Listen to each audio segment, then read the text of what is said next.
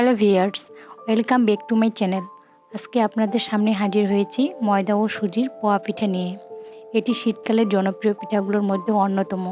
বাড়িতে থাকা ময়দা ও সুজি দিয়ে খুব সহজেই এই পিঠাটি আপনারা তৈরি করতে পারবেন। এখানে আমি একটা বোল নিলাম, বলে আমি এখানে 1 কাপের মতো সুজি দিয়ে দিলাম। এখানে আমি আবার 2 কাপের মতো ময়দা দিয়ে দেব। 1 কাপ সুজিতে আমি এখানে 2 কাপ ময়দা দিয়ে দিলাম। আবার আমি এখানে 1 কাপের মতো চিনি দিয়ে দিচ্ছি। এখানে আমি স্বাদ মতো লবণ দিয়ে দেব। এবার আমি শুকনো উপকরণগুলো সুন্দরভাবে একটু মিক্স করে নেব।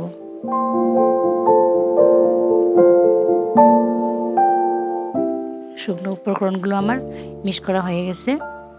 এবার আমি কুসুম গরম পানি এখানে একটু একটু করে অ্যাড করব। পানিটা আপনারা যেন আঙুল ডুবিয়ে রাখা যায় এরকম পানি দিয়ে দিবেন। খুব গরম না, কুসুম গরম পানি দেওয়ার চেষ্টা করবেন। খুব গরম পানি দিলে আটা এবং সুজিটা সিদ্ধ হয়ে যাবে, এই জন্য আপনারা কুসুম গরম পানি দেওয়ার চেষ্টা করবেন। একটু একটু করে দিয়ে এখানে আমি একটা সুন্দর ব্যাটার তৈরি করে নেব। দেখেন আমি ব্যাটারটা কীরকম তৈরি করছি, খুব পাতলাও না ঘনও না। এবার আমি আপনাদেরকে ব্যাটারটা দেখিয়ে দিব আমি কীরকম করছি। এই ব্যাটারটা আপনারা একটু পাতলায় তৈরি করবেন, কারণ আমি এটা যখন রেস্টে রেখে দিব তখন কিন্তু ঘন হয়ে যাবে, সুজিটা ফুলে যাবে। এই পর্যায়ে ব্যাটারটা আমার একটু ঘন হয়ে যাবে। এবার আমি রেস্টে রেখে দিচ্ছি 10 থেকে 15 মিনিটের জন্য। ফিরে আসছি 10 থেকে 15 মিনিট পর। আবার আমি আপনাদেরকে দেখিয়ে দিচ্ছি ব্যাটারটার ঘনত্ব আমার কীরকম হয়েছে। এভাবে ব্যাটারটা আমি আবার একটু নাড়াচাড়া করে নেব। আপনারা দেখে বুঝতে পারতেছেন, একটু চামচের সাহায্যে আমি আপনাদেরকে দেখিয়ে দিচ্ছি ব্যাটারের ঘনত্ব আমার কীরকম হয়েছে। এখানে কড়াইয়ে আমি তেল দিছি, তেলটাকে গরম করে নিচ্ছি। গরম করে নেওয়ার পর তেলের মধ্যে এখানে আমি একটা হাতা বসিয়ে দিয়েছি। হাতা দেওয়ার পর এখানে হাতার মধ্যে ব্যাটার দিয়ে দিছি। এভাবে আমি ব্যাটারটা দেওয়ার পর এভাবে হাতাটা সরিয়ে নেব। হাতাটা দেওয়ার উদ্দেশ্য হচ্ছে আমার সবগুলো পিঠা একই সাইজে করার জন্য। আর আমি যদি হাতাটা ব্যবহার না করতাম তাহলে কিন্তু আমার ব্যাটারটা চারদিকে ছড়িয়ে যেত এবং পিঠাটা দেখতে সুন্দর হতো না।